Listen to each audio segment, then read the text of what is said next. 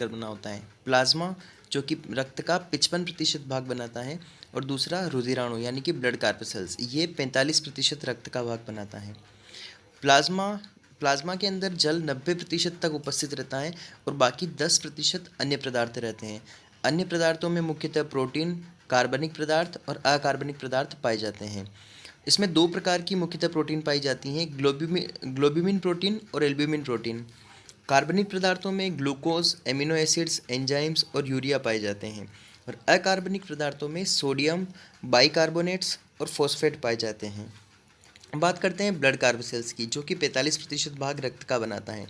3 प्रकार की ब्लड कार्पसेल्स पाई जाती हैं मानव शरीर में, मानव रक्त में, जिसमें पहली है लाल रुधिर कणिकाएं यानी कि आरबीसी, रेड ब्लड सेल्स या कार्पसेल्स।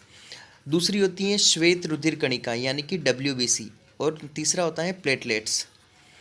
डब्ल्यूबीसी फिर से 2 प्रकार की होती हैं, ग्रेन्युलोसाइट्स और एग्रेन्युलोसाइट्स। ग्रेन्युलोसाइट्स 3 प्रकार की होती हैं, न्यूट्रोफिल्स, इओसिनोफिल्स और बेसोफिल्स, तथा एग्रेन्युलोसाइट्स भी 2 प्रकार की होती हैं, लिम्फोसाइट और मोनोसाइट, और फिर रुधिर प्लेटलेट्स। दोस्तों अब बात करते हैं प्लाज्मा के बारे में। ये हल्के पीले रंग का रक्त का तरल भाग होता है, जिसमें 90% तक जल, 7% तक प्रोटीन तथा 0.9% लवण और 0.1% ग्लूकोज होता है। यह शरीर के ताप को नियंत्रित करता है तथा रोगों से सुरक्षा करता है, तथा इसका मुख्य कार्य घाव को भरना भी होता है। अब बात करते हैं आरबीसी के बारे में, यानी कि लाल रक्त कणिकाओं के बारे में। इनको इरिथ्रोसाइट्स भी कहा जाता है। यह एक प्रकार की रक्त कोशिका होती हैं जो संपूर्ण उपापचय में अपना महत्वपूर्ण योगदान देती है। इनका आकार गोलाकार होता है, इनमें केंद्रक नहीं पाया जाता है, और हीमोग्लोबिन इसमें पाया जाता है। इसका मुख्य कार्य ऑक्सीजन एवं कार्बन डाइऑक्साइड का संवहन करना होता है, तथा इसका जीवन काल 120 दिन तक का होता है। इसमें हीमोग्लोबिन नामक एक प्रोटीन पाई जाती है, जिसके कारण इसका रक्त का रंग लाल होता है। 1 घन मिलीमीटर में 50 लाख रक्त कणिकाएं पाई जाती हैं पुरुषों में, तथा महिलाओं में इनकी संख्या 45 लाख तक होती है।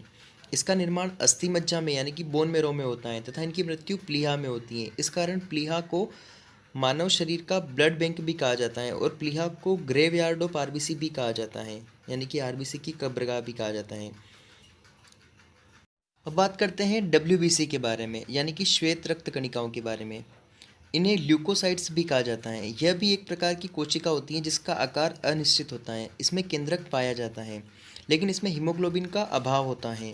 इसका मुख्य कार्य शरीर की रोगाणुओं से रक्षा करना होता है तथा रोग प्रतिरोधक क्षमता को बढ़ाना होता है।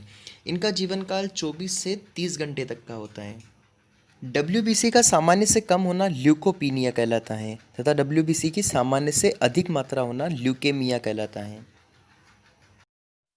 अब बात करते हैं प्लेटलेट्स के बारे में। ये रक्त कोशिकाएं केंद्रक रहित होती है एवं इनका आकार अनिश्चित होता है। इनका मुख्य कार्य रक्त को जमने में मदद करना होता है। प्लेटलेट्स केवल स्तनधारी वर्ग में ही पाई जाती हैं। इनकी मात्रा प्रति घन मिलीमीटर में 1.5 लाख से 4 लाख तक की होती है।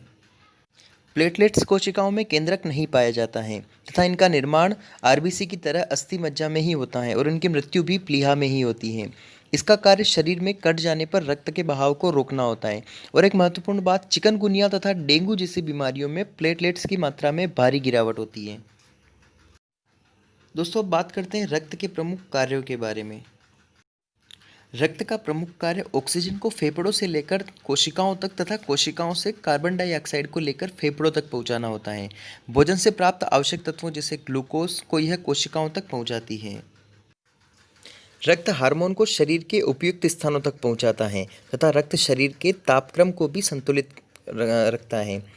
रक्त शरीर में उत्पन्न अपशिष्ट व हानिकारक पदार्थों को एकत्रित करके मूत्र तथा पसीने के रूप में शरीर से बाहर पहुंचाने में मदद करता है। तो दोस्तों आज के लिए इतना ही काफ़ी है। अगले वीडियो में देखते हैं रक्त की खोज, ब्लड ग्रुप और इन सब के बारे में।